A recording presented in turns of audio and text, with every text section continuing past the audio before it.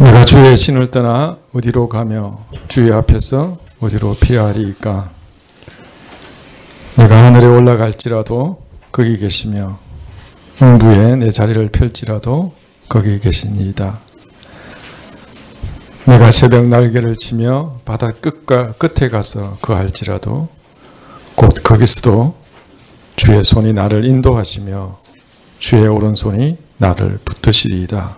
아멘. 하나님께 감사와 찬송을 올려드립니다. 오늘도 우리의 발걸음을 하나님을 경배하는 예배의 처소로 이끌어 주셔서 진실로 감사드립니다.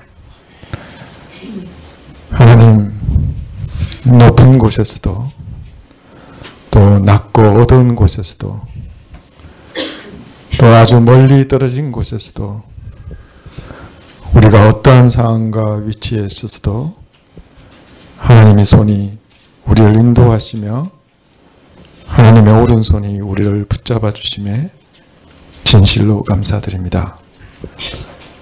하나님, 우리를 참으로 도우시는 이 하나님의 손을 붙잡게 하여 주시옵소서. 겉으로는 풍요와 생명이 있어 보이고 안정과 지혜가 있어 보이는 이 세상을 붙잡지 않도록 하나님 저희에게 은혜와 능력을 허락하여 주옵소서.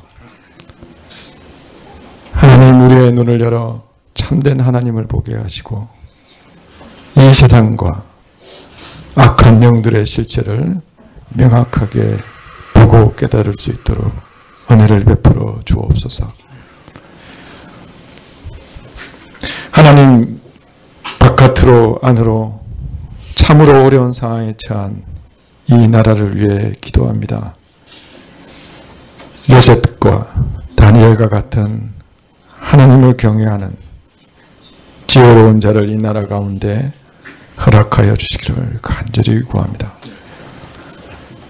하나님, 자기 소견에 옳은 대로 행하는 우리와 이 나라 가운데 하나님 참된 회개를 허락하여 주시고 또 거룩한 열망을 허락하여 주옵소서. 하나님, 주의 몸된 성가교회를 위해 기도합니다. 이번 주 수능시험을 앞둔 자녀에게 특별히 함께하여 주시고 또 최선을 다하고 좋은 결실을 얻게 하시고 또 수능 이후에 진로도 주님께서 선하게 인도하여 주옵소서. 입교 문답과 입교를 앞둔 우리 자녀들을 위해 기도합니다. 자기의 입술과 마음으로 하나님께 대한 믿음을 고백할 때 하나님 이들을 만나주시고 하나님의 사랑과 은혜를 깊이 체험할 수 있도록 하나님 함께하여 주옵소서. 다음 주 추수감사절을 앞두고 올 한 해도 하나님께서 우리를 인도하시고 우리에게 베풀어 주신 것들을 되돌아보며 감사하는 한 주가 되게 하여 주옵소서. 무엇보다도 하나님이 우리의 아버지가 되어 주신 것을 깊이 감사하고 나눌 수 있는 은혜를 주시기를 간절히 구합니다. 우리 교회에 새로운 분들을 보내주셔서 참으로 감사드립니다. 하나님, 새롭게 오신 분들이 하나님을 깊이 만나고 하나님을 알아가는 은혜를 허락하여 주시고 또 성도 간에 풍성한 교제를 나눌 수 있기를 간절히 소망합니다. 하나님, 오늘 예배 가운데 하나님의 말씀을 허락하여 주시고 그 말씀이 우리의 생각과 마음과 삶을 붙잡아 주시기를 간절히 소망합니다. 하나님께 찬양을 올려드리며 하나님께서 우리에게 주신 것의 극히 일부를 하나님께 드리오니 하나님 받으시고 흠망하여 주옵소서. 우리가 처한 어떠한 상황에서도 우리를 붙잡으시고 도우시는 예수 그리스도의 이름으로 기도합니다. 아멘.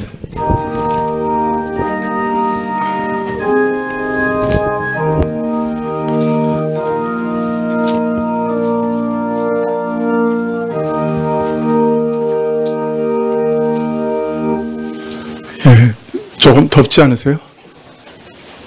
저는 좀 더운데, 히터를 꺼주시면 좋겠어요. 전도사님, 여기 또 마이크에 약간 말씀 피우고 있어요. 네, 성경 말씀은 마태복음 13장 22절입니다.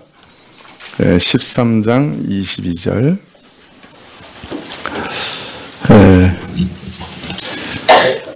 신약,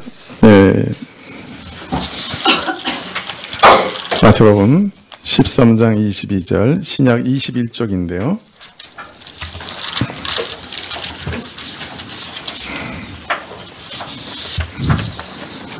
찾으신 줄 알고 봉독해 드리겠습니다. 마태복음 13장 22절.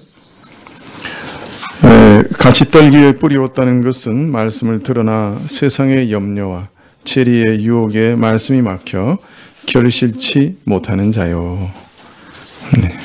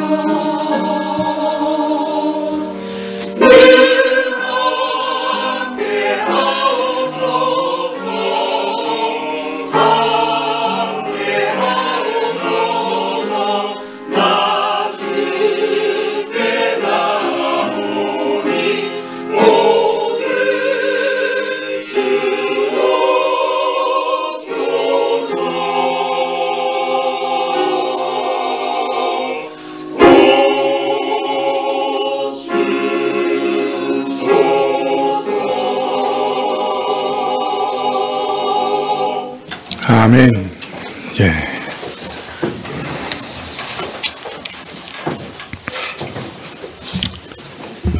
찬송을 들으면서 참 간절해지는 것은 하나님이 우리에게 복을 주시지 않으면 살 수가 없다 하는 생각이 자꾸 듭니다. 제가 기복신앙에 대해서 많이 공격하는데 제 기도 들어보면 그냥 기복신앙입니다. 하나님께서 복을 안 주시면 우리 살 길이 없죠. 하나님 복을 주시도록 늘 기도하십시다. 복의 근원이라고 하셨으니까요. 모세가 쓴 모세오경을 보면 신명기라고 하는 책이 맨 마지막 책이죠. 그리고 사실 이 신명기의 맨 마지막 부분이 이 모세오경을 마감하는 어떤 면에서 결론 부분이라고 할 수 있습니다. 근데 이 신명기의 마지막 부분 31장 16절 이하에 보면 매우 이상한 말씀이 나옵니다. 그것은 뭐냐면 이스라엘의 미래 역사에 대한 예언이 나오는데요. 그 예언이 참 비참합니다. 이제 모세가 열조와 함께 잠들면 이 백성이 일어나 이방신을 따라 음란하게 우상숭배를 할 것이고 나를 버릴 것이고 나와 언약을 맺은 것을 깨트려 버릴 것이다. 이렇게 예언하세요.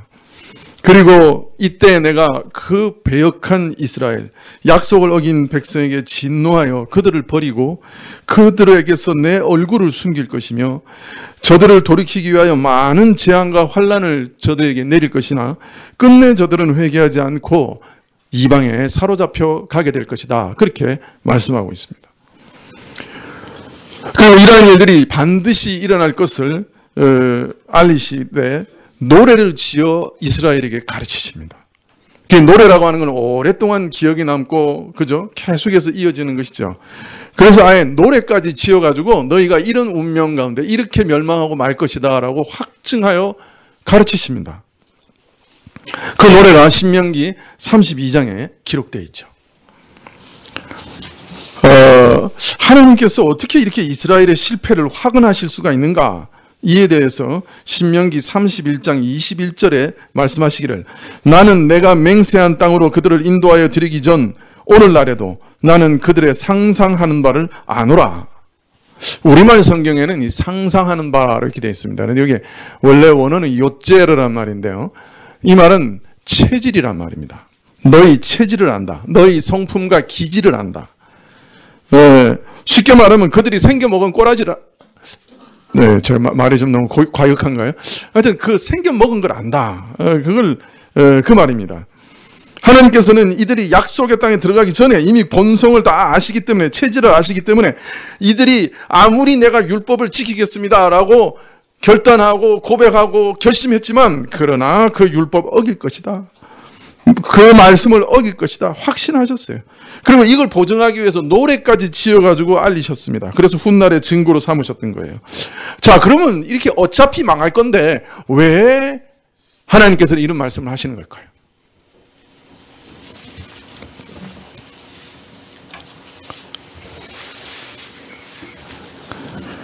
왜 이런 말씀을 하시는 걸까요? 이스라엘 안에 있는 타락한 성품으로 인해 앞으로 진행될 이스라엘의 역사가 어떻게 진전될 것인가 미리 알리시는 것은 이후 이스라엘의 역사라고 하는 것이 이스라엘 자신의 죄악과 완악함과 영적 무지와 무력함으로 인해 멸망하게 될 것이고 이스라엘은 자신의 본성을 그 몸으로 확인하게 되는 역사가 될 것이다 하는 것을 알리신 것이고 또 이런 역사를 알리신 이유는 너희에게는 소망이 없고 오직 오실 메시아 너희를 구원하실 그리스도밖에는 소망이 없으니 그를 바라보고 그를 의지하라고 이렇게 가르치신 겁니다. 이처럼 하나님께서 선택하신 백성 이스라엘도 자신의 부패한 성품 때문에 멸망할 수밖에 없는 운명이었다고 하면 이스라엘 밖 사람들이야 만하지 않아도 될 것입니다. 이처럼 우리 모든 사람들 속에 바로 우리 자신 속에 아주 완패한 성품이 완악한 성품이 자리 잡고 있습니다. 그래서 하나님의 말씀이 그 뿌리를 우리 심령 깊숙한 곳에 내리려 할 때는 이 악한 성품이 어김없이 돌짝밭같이 거대한 바위처럼 막아서는 겁니다. 우리는 하나님 말씀 앞에서 목을 꼿꼿하게 세우고 거스르고 대적하며 거역하는 패역함을 드러냅니다. 말로는 안 하죠. 그러나 우리 마음 속에서 그렇게 드러납니다. 하나님 그렇게 살아가지고 우리가 어떻게 살 수 있겠습니까? 목사님은 그렇게 사십시오. 그러나 그렇게 살다가 다 굶어 죽습니다. 마음 속에서 이렇게 다 있습니다. 내가 뭘 잘못했어요? 바로 저 사람이 잘못했어요. 이 사회가 잘못됐어요. 이렇게 생각하면서 다른 사람을 손가락질합니다. 목사님 오늘 말씀 바로 내 남편이 들었어야 되는데 내 아내가 들었어야 되는데 이렇게 생각합니다. 자기에게는 적용 안 합니다. 신자가 체질상 성품상 하나님의 말씀을 싫어하고 거역하는 이 부패한 성품에 져서 물러서버리면 더 이상 말씀이 그 심령을 뚫고 들어가서 깊은 곳에 뿌리를 내리지 못합니다. 말씀을 통하여 신령한 생수와 영생을 제대로 공급받지 못하는 영혼이 튼튼할 리 없고 연약하고 병들어 비실비실하다가 시들어버리고 맙니다. 그래서 작은 어려움에도 시험에도 견디지 못하고 쓰러지고 무너지고 마는 것이죠. 우리의 부패한 성품은 이처럼 끈질기고 강하게 말씀이 우리 마음 깊은 곳까지 뿌리 내리는 것을 방해하는 것이죠. 얼마 전에 동기 목사님 한 분을 만났어요. 근데 그분이 의외의 말씀을 하시더라고요. 참 열심히 목회하시는 분인데 저보고 그래요. 박 목사, 성도들이 변하긴 변해? 성도들이 정말 성화가 일어나? 성화라고 하는 게 정말 있어? 아니 개혁주의를 신봉하고 말씀이 하나님의 말씀이라고 믿는 목사 입에서 도대체 성도가 변하기는 변하는 거야? 이런 말이 나오는 거예요. 튀어나오는 거예요. 성화가 있어? 이렇게 얘기하는 거예요. 그분은 나보다 나이가 많으셔서 목회를 일찍 시작하신 분이라서 거의 30년이 넘어가는데 목회를 하는데 30년 동안 그렇게 외쳐도 사람들이 안 변하더라는 거예요. 자기 고집 안 꺾고. 그러니까 그런 하소연을 제게 하시는 거예요.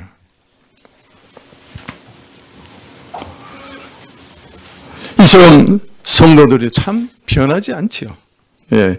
그래서 최근에는 성도들이 너무 변하지 않으니까 괜히 이신칭의 교리를 물고 늘어진 사람들이 일어나요.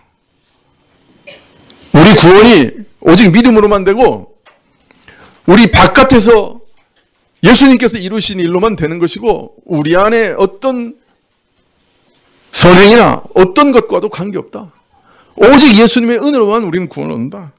우리가 우리 바깥에서 이루어진 구원으로 구원을 얻는 자들이다.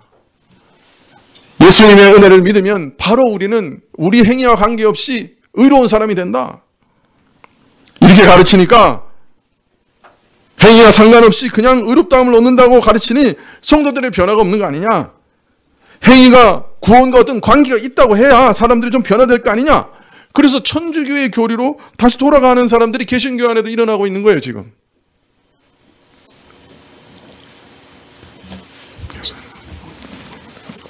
그러나 이분들이 깨닫지 못하는 것이 있는데 그것은 바로 우리 사람 안에 있는 악한 성품이 얼마나 깊고 단단한 것인가, 얼마나 캐내기 힘든 것인가 하는 것이에요. 여러분, 그것을 보여주는 것이 바로 구약 성경이에요. 구약 성경 1500년의 이스라엘의 역사를 보세요. 사람이 얼마나 그 안에 있는 악을 돌이키고 회개하는 것이 어려운지, 얼마나 하나님의 말씀이 뚫고 내려가서 그 사람들의 마음을 변화시키는 것이 어려운 것인지, 얼마나 우리 안에 단단하고 완고하고 거대한 바위 같은 세력이 있는 것인지 구약 성경이 우리에게 증거하고 있는 거예요. 1500년 동안 하나님을 거스리고 목을 곧게 하고 불순종하다가 끝내는 바벨론의 심판으로 잡혀갔잖아요. 그건 이스라엘만의 얘기가 아니에요. 바로 우리 각 사람 안에 들어있는 죄악의 세력이 그렇게 강한 거예요. 그걸 역사 가운데 보여주는 것이 이스라엘의 역사라. 내 실체가 사실은 이스라엘의 실체, 그 역사 가운데 있는 거예요.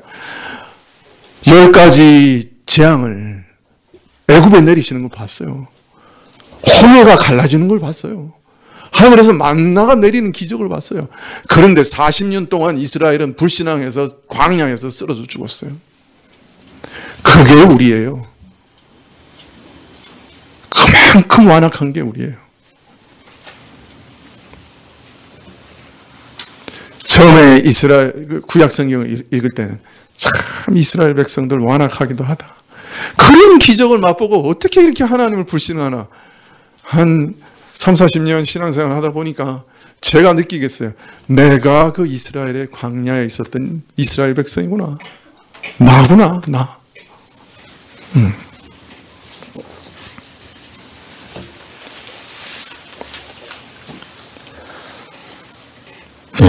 이러한 성품과 체질을 이기고서야 말씀이 깊이 뿌리를 내게 되고 그 생명의 역사가 활발해집니다. 그런 후에야 물가에 심긴 나무같이 그 입이 항상 푸르며 시조를 쫓아 과실을 맺게 되는 것이에요. 그러나 이러한 일이 우리 안에 일어나기 위해서 오랜 시간과 끊임없는 투쟁이 필요한 것입니다. 사실 우리 자녀들의 잘못된 습관 하나 고치는데 얼마나 걸립니까? 얼마나 씨름해야 됩니까? 몇 번 말해야 됩니까? 때려도 안 되고 말해도 안 되고 빌어도 안 되고 설득해도 안 되고 설득해서 되면 하나님의 기적이요. 빌어서 되면 하나님의 은혜요. 때려서 되면 하나님의 자비예요. 우리 자녀 마음 하나 바꾸는 것도 그렇게 힘든데 우리 자신 마음 바꾸는 게 그렇게 쉬운 줄 아십니까? 우리 안에 죄의 세력을 뽑아내는 것은 오래 걸릴 수 있는 것입니다. 그래서 어떤 때는 참 변화되지 않는다 자주 할 수도 있습니다. 우리 자신을 보면 정말 몇십 년 지났는데 안 변하는 것 같아요. 그래서 우리 신자는 이 싸움을 죽을 때까지 싸워야 되는 거예요. 싸우다 죽어야 돼. 싸우다 죽어야 된다. 문제는 포기하고 죽으면 안 돼. 포기하다가 죽으면 안 된다. 싸우다 죽어야 돼. 조금 해보다가 포기하면 안 됩니다. 우리 안에 있는 대적의 강함과 끈질김을 이해하고 성령 하나님의 도우심을 얻어 될 때까지 내 안에 돌들과 바위들을 제거할 때까지 우리는 싸워야 됩니다. 한두 번 바위 흔들어 보고 아 이거 안 되네 포기해버리면 평생 그 바위는 그 마음에 박혀 있는 거예요. 안 되면 흔들고 또 흔들어 보고 또 흔들어 보고 기도하고 또 기도하고 하나님을 의지하고 결심하고 흔들어야 돼. 자꾸 흔들다 보면 어느 날 쓱 올라오는 거예요. 뭐 어떻게 되는지 몰라요. 그거 하나님의 은혜예요. 기적이에요. 사실은. 그러나 싸우는 사람에게 기적이 오는 거예요. 내버려 두면 바위는 항상 우리 마음속에 박혀 있어요. 말씀과 성령의 도우심을 얻어 우리는 죄의 세력을 제거해내야 됩니다. 우리는 낙심하지 말아야 됩니다. 농부가 긴 날 밭을 일구고 거기 있는 돌들을 하나하나 건져내듯이 제거해 나가듯이 우리는 우리 안에 있는 죄의 세력을 제거해 나가야 돼요. 또 우리 자녀들이나 배우자에 대해서도 오래 참아야 됩니다. 저들이 변화되기 위해서 마음이 변화가 필요한데 말씀이 저들 안에 있는 돌과 바위를 부수어버려 진정한 변화가 일어날 때까지 우리는 기도하고 말씀하고 권하고 승리할 때까지 인내해야 됩니다.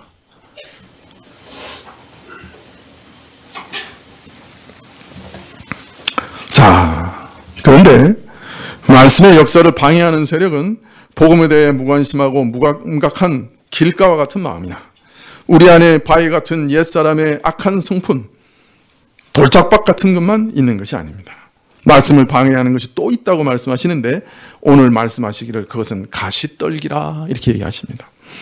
오늘 말씀 13장 22절에 가시떨기에 뿌리웠다는 것은 말씀을 들으나 세상의 염려와 재리의 유혹에 말씀이 막혀 결실치 못하는 자라 이렇게 얘기하십니다.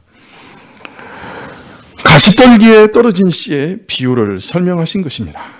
씨가 밭에 부러져 싹이 트면 제대로 자라 열매 맺기 위해서는 뿌리를 흙 속 깊이 내리는 것도 필요하지만 동시에 흙을 뚫고 나온 떡잎이 자라 줄기가 되고 그 줄기에서 사방으로 뻗는 가지들이 있어야 되고 그 가지들의 이파리가 무성하게 올라와야 됩니다. 그러면 햇빛을 충분히 받아 아주 튼튼한 식물이 되죠. 식물은 뿌리로부터 얻은 물과 영양소, 위에 이불을 통해서 받는 그 햇빛의 힘, 광합성을 통해 계속 자라며 열매 맺는 것이죠. 그런데 이런 식물의 성장과 결실을 가장 심각하게 방해하는 것 중에 하나가 바로 잡초입니다. 잡초는 이상하게 보통 식물보다 빨리 자랍니다. 그래가지고 그 알곡보다 빨리 자라서 가려버려요. 식물을. 햇빛이 차단되니까 어떻게 됩니까? 햇빛을 못 받으니까 그 식물이 비실비실해지고 말라버리죠. 그래서 마태복음 13장 7절에 비유하시기를 덜어는 가시떨기 위에 떨어짐에 가시가 자라서 기운을 막았고, 가시가 자라서 기운을 막았다. 가시가 식물을 질식시켜 죽인다. 그렇게 말씀하십니다. 그런데 이런 잡초 중에서도 하나의 예를 드시기를 가시덤불에 대해서 예를 드십니다. 그래서 이 가시덤불에 떨어지면 정상적으로 자라지 못하는 것이죠.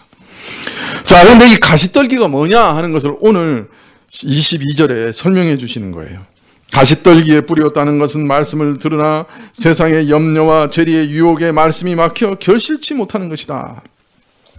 식물이 뿌리와 잎으로 물과 영양소를 공급받고 위로 자라 가지와 잎을 통해 햇빛을 받아 계속 자라며 열매를 맺는 것처럼 하나님의 말씀이 뿌려져 싹튼 다음에 마음에 뿌리를 내려 마음 구석구석을 하나님의 말씀이 점령해야 되고 하나님의 말씀이 우리 마음 구석구석을 통치해야 됩니다.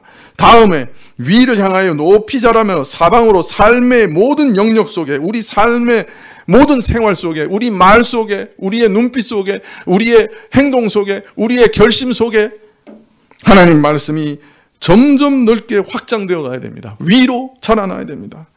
그래서 이러한 생명이 충만한 나무는 성숙하여 열매를 맺게 되는 것이고 이런 영적 성장과 결실에 치명적인 장애가 되는 것이 있는데 그것은 바로 세상의 염려와 재리의 유혹이라. 누가복음에는 여기에 일락을 더합니다. 쾌락을 추구하는 것, 일락을 더하고 마가는 기타 욕심을 더합니다. 그래서 여기서 세상의 염려와 재리의 유혹과 일락 또 기타 욕심이라는 말은 사람이 살아가면서 겪게 되는 갖가지 염려와 또 일하면서 얻게 되는 소유에 대한 유혹과 그리고 살아가는 재미와 즐거움과 온갖 욕구들을 말하는 것이다. 그래서 그것이 바로 가시떨기와 같다. 그렇게 말씀을 하십니다. 자, 그런데 한번 생각해 보십시오. 이런 것들이 말씀의 역사가 움트고 자라는데 치명적인 방해가 된다는 것을 가만히 생각해 보면 좀 납득하기가 쉽지 않습니다. 여러분, 사람 살아가면서 염려 없을 때 있습니까? 염려 없을 때 있습니까? 눈 감고 한번 손 들어볼까요? 나는 아무 염려도 없다.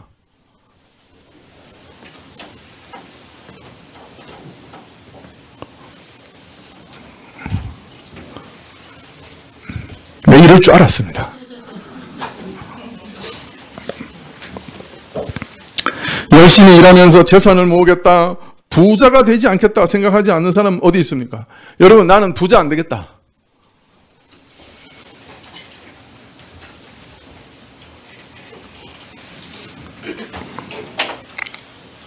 짧은 인생 살면서 부부간의 사랑이나 자식 키우는 재미, 그런 재미 없이 또 어떻게 살아갈 수 있겠습니까?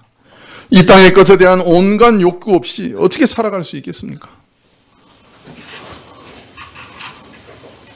요새 제 아내가 텔레비전에서, 우리 집은 텔레비전은 없는데 인터넷으로 연결해가지고 집 찾아주는 프로그램을 열심히 봐요.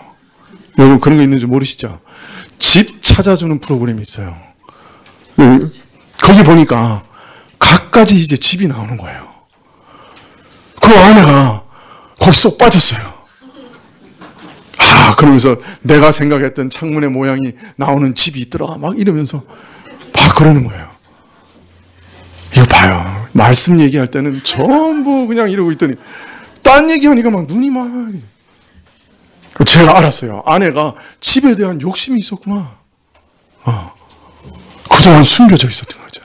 어차피 그잖아요. 우리 형편에 집은 에이. 그죠? 그러니까 포기하고 살았던 거예요. 근데 그걸 보면서 그냥 마음속에서 막 꿈을 꾸고 있더라고요. 개 꿈이죠.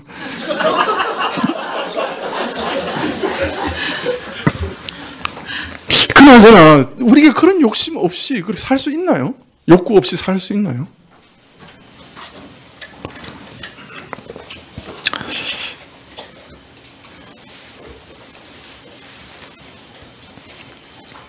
어떤 면에서는 참 소박한 생각들 속에 사소한 재미, 사소한 욕구, 이런 것들까지 조심해야 된다고 하면, 멀리 경계해야 된다고 하면, 이 말씀은 아예 세상 살기를 포기하라는 말 아니냐, 이렇게 항변이 나올 만도 합니다.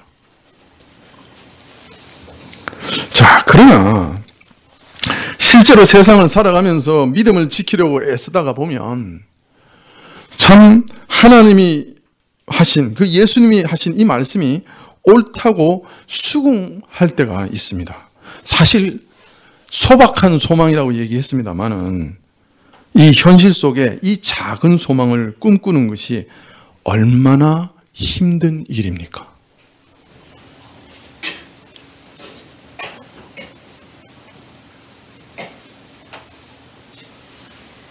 아내가 부엌 옆에 베란다가 달린 집을 꿈꾼 지가 30년인데 31년 만에 우리 집에 이번 전세 사는데 가니까 부엌 옆에 바로 베란다가 있었어요. 그 전까지는 부엌 옆에 베란다에 있은 집을 산 적이 없어요. 그 소박한 꿈을 이루는데 31년 걸렸어요.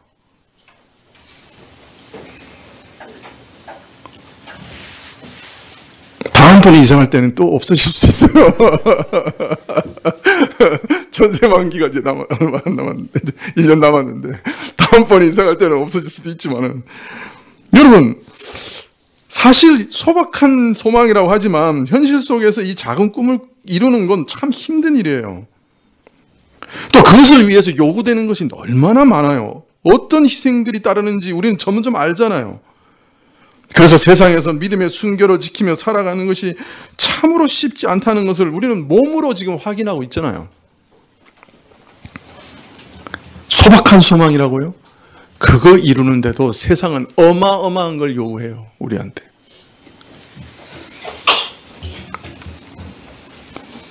세상 속에서 하나님 말씀을 따라 살아갈 때 물론 우리 결심을 무너뜨리는 것이 대단한 박해나 대단한 옥죄임은 아닙니다. 요새 누가 총칼을 들이대면서 너 믿을래 아니면 죽을래 이런 영웅적인 결단을 요구하는 경우는 참 흔치 않죠.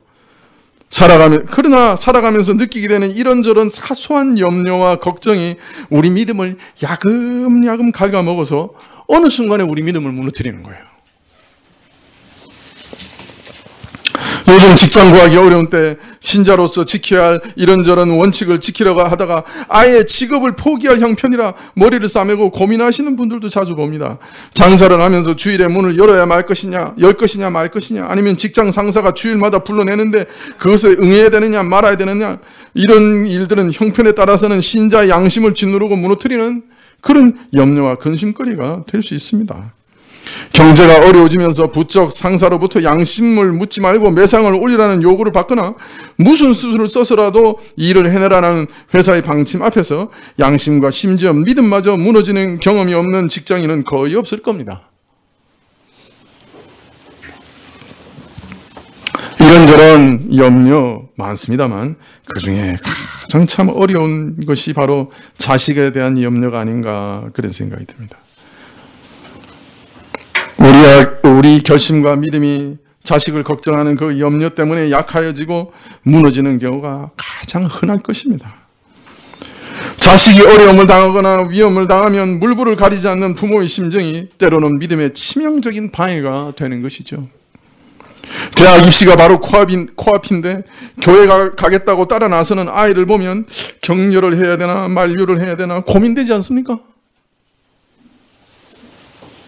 오면 안 돼요. 그냥 오지 말라니까. 아무리 기도해도 변하지 않는 자식을 보면서 하나님을 원망하지 않고 하나님의 능력을 의심하지 않는 부모가 얼마나 되겠습니까?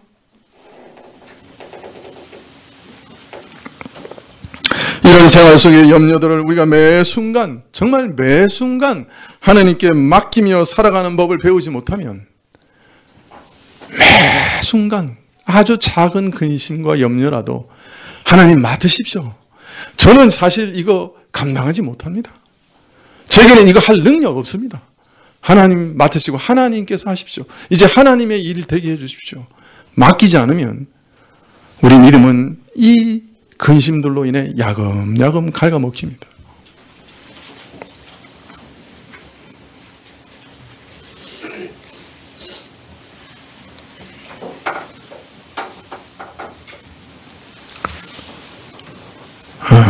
그래서 맡기는 법을 배워야 해요. 네, 저는 세 가지는 무조건 기도하기로 했습니다. 첫째, 내가 할 수 없는 것 무조건 다 기도한다. 두 번째, 내가 근심하는 것 다 기도한다. 세 번째, 내가 두려워하는 것은 다 기도한다. 기도 제목 많아져요, 여러분. 내가 그렇게 결심했어요. 내가 할 수 없는 거 무조건 다 기도하겠다. 내가 근심되는 거 다 기도한다. 내가 두려워하는 거 다 기도하겠다. 그거 내 마음속에 남겨놓지 않겠다. 두려움이 들어오면 기도합니다. 맡깁니다. 평안을 주실 때까지. 근심이 들어오면 맡깁니다. 자꾸 그거 연습해야 돼. 자꾸 연습해야 돼요. 자, 두 번째, 재물의 유혹이라고 했습니다만은 정확히 말하면 재물이 우리의 길을 구부러뜨려서 엉뚱한 곳으로 가게 한다는 말입니다. 원래 뜻은. 재물이 우리를 구부러뜨려서 엉뚱한 데로 가게 한다. 예. 그래서 우리를 유혹하거나 속여서 잘못 가게 하는 것입니다. 사실 대단한 거액이 아니라 한두 푼의 이익 때문에 양심을 저버리는 그런 모렴치한 자신의 모습을 발견하고 실망하고 낙심하는 자들이 신자 중 얼마나 많을까요? 저를 비롯해서. 그죠? 또 수중에 돈이 있으면 알뜰한 사람이야 어떻게 이 돈을 지킬까? 욕심 많은 사람은 어떻게 돈을 더 벌까 하는 생각으로 머리가 복잡해집니다. 눈빛이 달라집니다. 우리 삶 중에 마음에 이 돈 문제 걱정하지 않고 생각하지 않고 근심하지 않고 돈의 유혹을 받지 않고 사는 날이 도대체 우리 인생 중에 몇 날이나 될까요? 그냥 아무 생각 없이 그냥 멍한 시간이 돌아오는 순간 그 다음에 제일 먼저 찾아오는 게 뭡니까 우리 안에?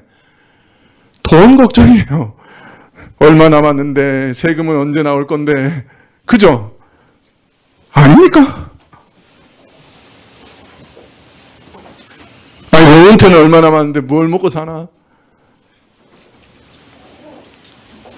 우리 처음 교회를 시작할 때는 다 파릇파릇했는데 이제는 다 속으로 은퇴는 얼마 안 남았는데 뭐 먹고 사나 그 걱정하고 있는 거 아니요? 그죠?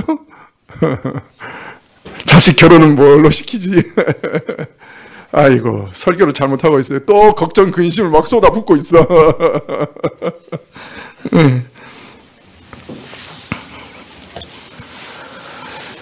항상 이 돈 문제가 하나님을 향한 신뢰를 흔드는 시험거리가 되죠.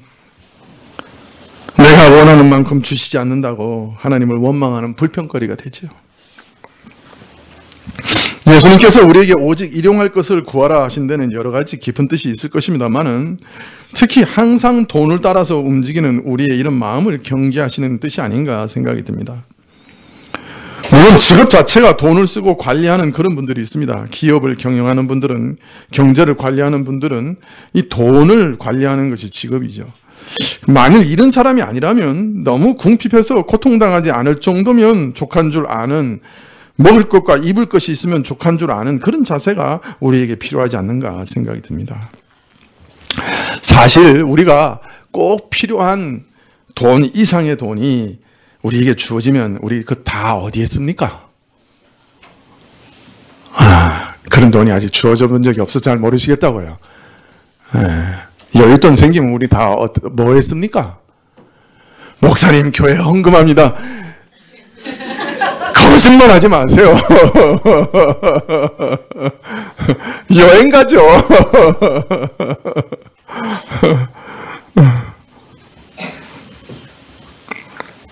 다른 데 쓰죠.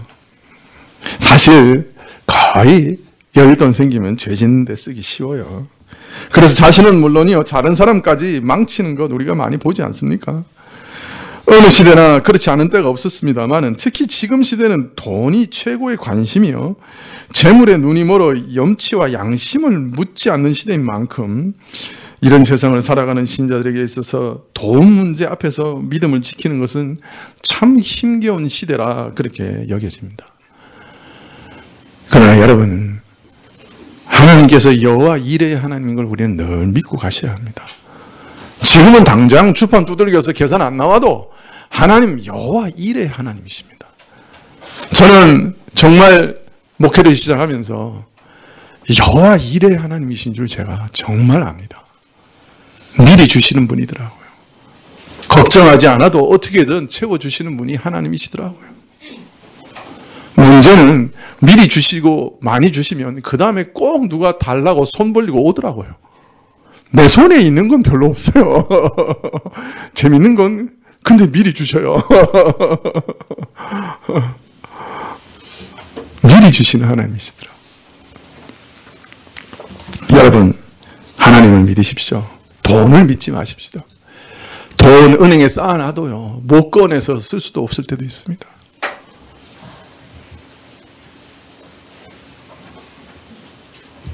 하나님께서 그러셨잖아요. 공중에 나는 새도 내가 먹이고 들풀도 내가 입히는데 내 자녀를 먹이고 입히지 않겠느냐. 너희는 내일 일을 염려하지 마라. 한날 괴로우면 한날 족하고 내일 일은 내일 염려해라. 내일 살 힘도 없는 주제에, 그것도 하나님이 아직 내일 살 힘도 주지 않으셨는데 내일까지 살겠다고 계속 걱정하고 있으면 믿음이 녹아내려요. 믿음이 녹아내려요. 자, 마지막으로 재물의 유혹과 밀접한 관계가 있으면서 돈 못지않게 사람을 망가뜨리는 것이 이 세상 재미라고 하는 겁니다. 일락이라, 인생의 향락이라. 사람이 돈을 벌어 여유가 좀 생기면 반드시 재미를 찾습니다. 인생을 좀 즐기자 그러는 겁니다. 우리나라도요, 그냥 초군 목피 지나고 보릿고기 지난 다음에 바로 한 게 뭡니까? 조금 살게 된 다음에 바로 시작하는 게 프로축구, 프로야구였어요. 재미요, 재미. 재미를 추구하는 거예요.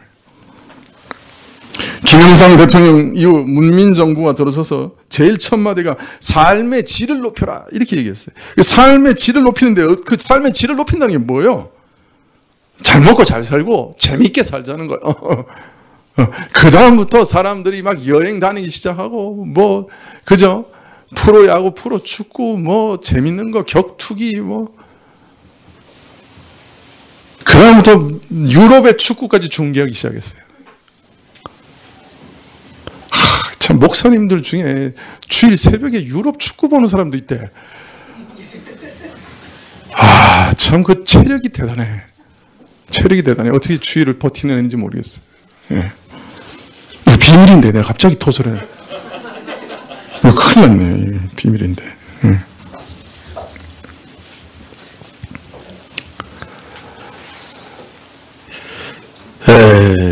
사실 고상한 취미라는 이름을 붙여서 예술이나 스포츠나 이런 데 돈과 시간을 물쓰듯이 하긴 합니다만은 사실 이런 것들이 많은 경우에는 음란과 방탕과 도박 등 범죄로 연결되는 것이 보통입니다.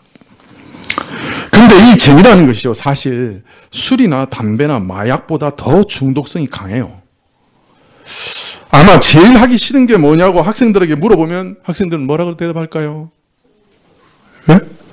공부라고 대답할 가능성이 높죠. 뼈 빠지게 일하는 직장이나 노동자에게 제일 싫은 게 뭐냐 그러면 일 좀 안 했으면 좋겠다. 그렇게 얘기할 겁니다. 그러나 하기 싫은 공부도요. 일단 재미를 붙이면 시키지 않아도 밤새워요. 이게 중요한 거예요. 부모님들은. 일단 재미를 붙이는 게 중요해요. 네. 일도요. 재미를 붙이면 건강도 싫다. 가정도 팽개치고 그냥 일에만 죽자 살자 매달립니다. 휴일에도 부득부득 일하겠다고 합니다. 뭐 그래도 이런 건 좀 나은 편이죠. 지금은 인터넷과 스마트폰 중독자가 얼마나 많습니까? 여러분 잘 아시잖아요. 건널목에서 신호 기다리면서도 그거 보고 있어요. 건널목에서 건너가면서도 다 보고 있더라고.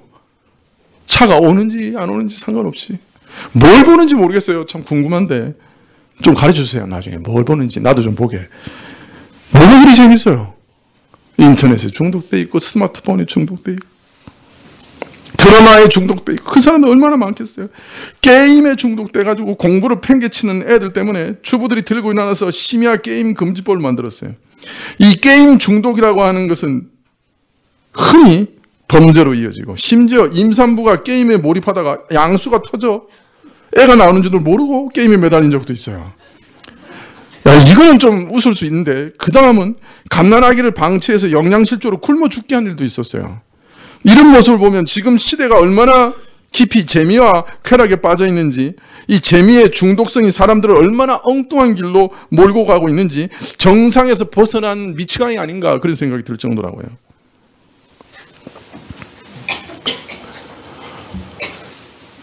사람들의 마음과 생활이 온통 이런 것들에게 지배당하고 있어요. 이대로 가다가는요, 컴퓨터, AI, 뭐 이런 것들이 기계로 모든 일 다 하고요. 사람은 기초생활비만 지급받고 집에 앉아서 인터넷하고 게임만 하다가 살지도 모르겠어요. 진짜 그런 시대가 올지도 모르겠어요. 곧. 지금 미국은 몇 년 안에 트럭 기사들 다 없어진답니다. 그 컴퓨터가 다 그냥 자동 주행한대요.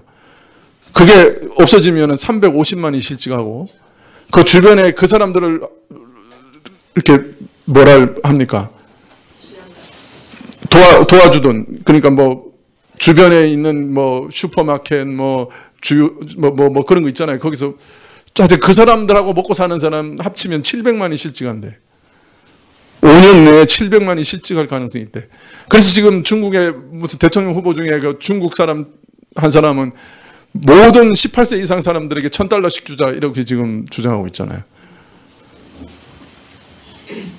그 제가 한 1년 전에 주장했던 얘기인데 여러분 기억나세요? 여러분 기억 못하시는 절 국회로 보내주세요. 자, 그런데 지금 그게 지금 심각한 거예요. 저는 아주 등골이 오싹오싹해요. 어떤 면에서는. 지금 우리가 어떤 세대에 살고 있는지 모르겠어요. 어떤 엄청난 격변 앞에 살고 있는지 모르겠어요. 이거 정말 기도할 때라고 생각해요. 우리에게 이제 남는 일은 스마트폰 보는 것밖에 없다면 얼마나 비참한 삶이 되겠어요. 근데 그게 지금 상당히, 우리 세대 안에, 우리 삶을 흔들 수도 있어요. 내가 지금 왜 이 얘기를 하는 거예요? 예, 주제를 벗어났죠. 자, 인생살이의 염려와 재물의 유혹, 세상살이의 재미와 쾌락.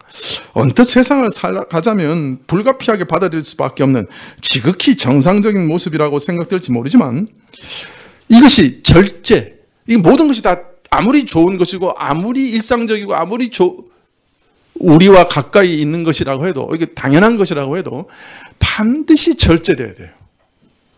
어느 선에서 절제가 돼야 돼요. 그래서 우리 개혁주의에서는 항상 모든 일에 있어서 절도와 적정의 원리를 따라서 살아야 된다. 신학도 절도와 적정의 원리를 따라 신학을 해야 되고, 삶도 그렇고, 심지어는 오락도 그렇다는 거예요. 오락을 완전히 금하라는 얘기 아닙니다. 여러분, 볼링 제일 먼저 만든 사람이 누군지 아십니까? 네? 루터가 만들었어요. 루터가 볼링 만들었어요. 유성민 목사님 맞죠? 예. 제가 맞을 겁니다. 유성민 목사님은 신학만 알고 나는 볼링을 알고.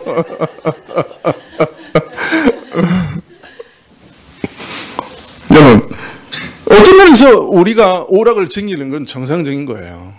그렇지만 그 모든 것에 절제가 있어야 돼요.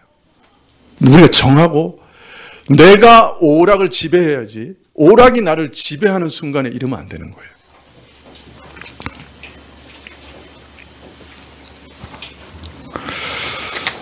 우리가 이 절제 바른 길에서 한 발짝만 벗어나면 사람으로 하여금 나락에 떨어져 망하게 하는 것이 바로 이런 것들이에요. 무서운 흉기가 될 수 있어요. 아니, 믿는 사람, 교회 다니는 사람이 무슨 흉악한 일, 세상을 놀라게 할 그런 악한 일을 마음에 품겠습니까마는 그 누구나 그저 평범한 일로 받아들이는 바로 이 사소한 일의 범위에서 이 사소한 일이 그 일정한 범위에서 벗어나면 어떻게 되느냐? 문제가 되는 거예요. 대단한 잘못이 될 수 있어요. 이 평범한 세상살이가 말씀이 우리 안에서 역사하고 결실하는 것을 가로막는 가장 위험한 세력일 수 있어요. 사실 바로 앞에 취급한 바위에 떨어진 씨도 마찬가지잖아요. 우리 부패한 성품이라고 하는 게 특별한 누구 악당에게만 있는 성품 아니잖아요. 우리가 매일 접촉하는 우리 자신의 모습이고 사람들의 평범한 모습이고 사람들의 성품인 거예요, 그게. 근데 그게 날 때부터 지니고 태어난 것이라 마치 몸에 맞는 옷같이 내게는 너무 자연스러운 성품이지만 그게 하나님의 말씀을 가장 완악하게 반대하는 바위와 같은 역할을 한다고 말씀드렸잖아요. 이처럼 평범하고 일상적인 일들이 우리 믿음을 무너뜨리게 하는 것은 겉보기와 달리 이런 일들이 우리 영혼에 매우 강한 영향력을 끼치기 때문입니다. 세상을 살아가면서 겪는 그 사소하고 평범하며 일상적인 일들이 날마다 끊임없이 겪는 그 일들이 사실은 우리 마음을 굉장히 움직이는 거예요. 굉장한 영향력을 끼치는 거예요. 그리고 그것들이 야금야금 우리 믿음을 약하게 만들거나 무너뜨리거나 우리 영혼을 질식시켜버릴 수 있는 것이에요. 자, 그럼 어떻게 이 가운데서 벗어날 수 있는가? 끊임없이 사소한 일이라도 성령님을 의지하며 사는 길밖에 없습니다. 분별과 절제의 영을 주시도록 기도해야 됩니다. 사자는 토끼를 잡더라도 전력을 최선을 다한다는 말이 있습니다만은 신자는 결코 작고 사소한 일이라고 방심해서는 안 됩니다. 날마다 닥치는 크고 작은 일들을 한결같이 조심하는 자세로 무엇보다 모든 일에서 하나님을 찾고 하나님을 부르며 하나님의 도우심을 구하면서 감당해야 됩니다. 제가 운동을 해야 될 것 같아서 탁구를 시작했는데 지난달부터 한 6개월 했나요? 7개월 했나요? 재미가 있어요. 이 탁구가. 안 해보신 분들은 몰라요. 요 조그만 공이 그냥 막 휘고 예측 불허해요. 아, 재밌더라고요. 요게 수준을 넘는 걸 내가 깨달았어요. 내가 탁구에 사로잡히느냐, 탁구를 지배하느냐. 그래서 한 달 그만뒀어요. 그리고 지금 기도하고 있어요. 계속 할 것이냐, 말 것이냐. 기도해 주세요. 지혜를 달라고. 되게 어려운, 힘든 판단이에요. 진짜 힘든 판단이에요. 뭔가 몸은 움직여야 되는데, 이게 날 지배하려고 그래요.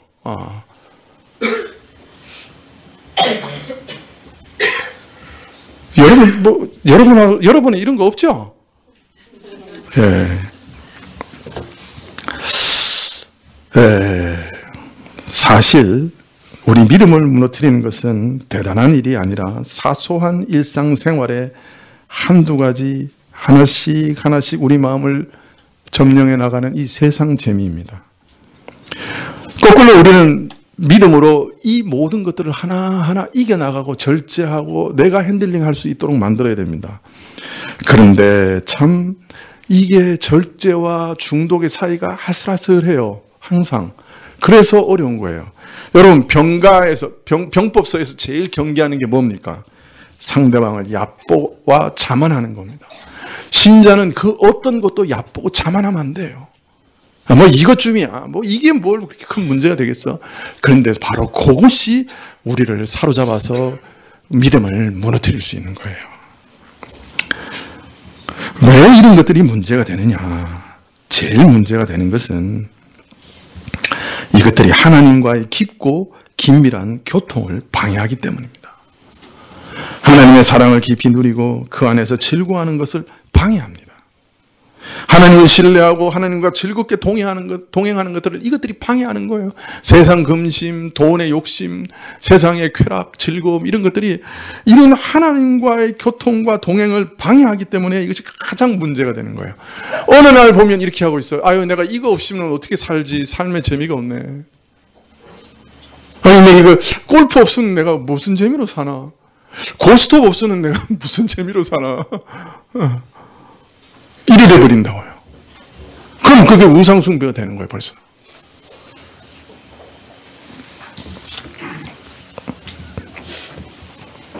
은혜도 아닌 것 같고 믿음도 경박하지 않는 분들이 같은데 제대로 열매가 잘 나타나지 않는다. 이런 분들이 바로 이런 경우가 많아요. 야금야금 믿음을 잃어버리는 거예요.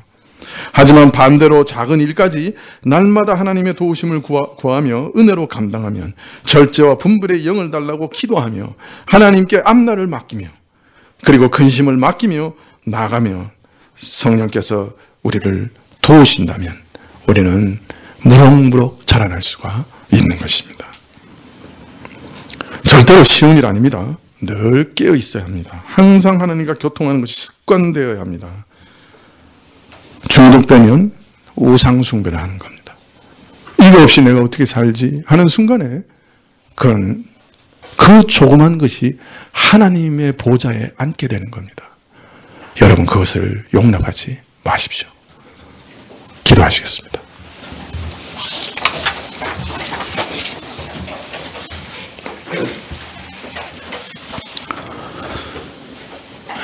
아버지 하나님, 참 저희가 얼마나 연약한지요.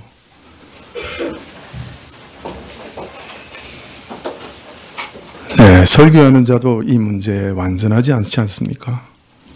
날마다 씨름하고 있지 않습니까? 우리 모든 성도들이 이 문제로 씨름하지 않습니까? 성령께서 도와주십시오. 근심을 맡기는 법을 알려주시고 앞날을 하나님께 맡기는 법을 알려주시고 절제와 분별의 영을 얻는 것이 무엇인지 알려주십시오. 도우시기를 구하옵고 예수님 이름으로 기도드리옵나이다. 아멘. 176장 찬송하시겠습니다.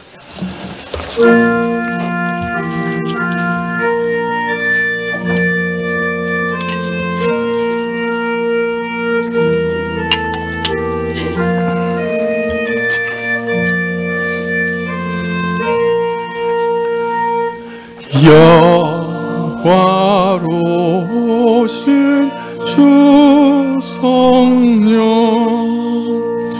나의 마음을 비추사 어둠 몰아내시고 밝게 하여 주옵소서. 전능하신 주 성령 성결하게 하시고 나의 마음을 괴롭힌 죄를 멸해 주소서.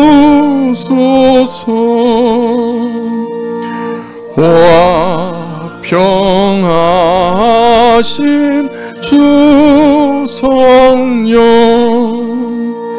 슬픈 마음 맘에 오셔서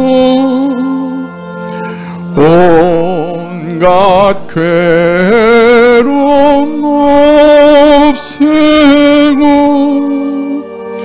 기쁜 마음을 주옵소서. 신령하신 주 성령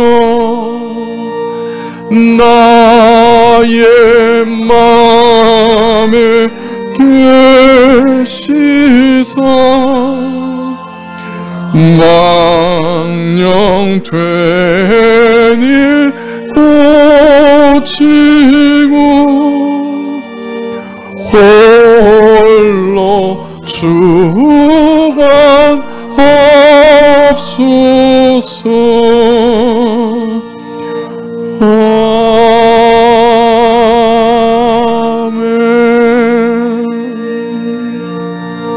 예, 바로 이어서 재직회 있겠습니다. 재직들은 다 참여해 주시기 바랍니다. 기도하시겠습니다. 지금은 우리 주 예수 그리스도의 은혜와 하나님 아버지의 그 크신 사랑과 이 은혜와 사랑을 깨닫게 하시고 누리게 하시는 성령님의 교통하시고 역사하심이 우리의 연약함을 깨닫고 날마다 하나님의 도우심을 구하며 머리 숙인 주의 백성들 위해 지금부터 영원까지 함께 계실지어다. 아멘.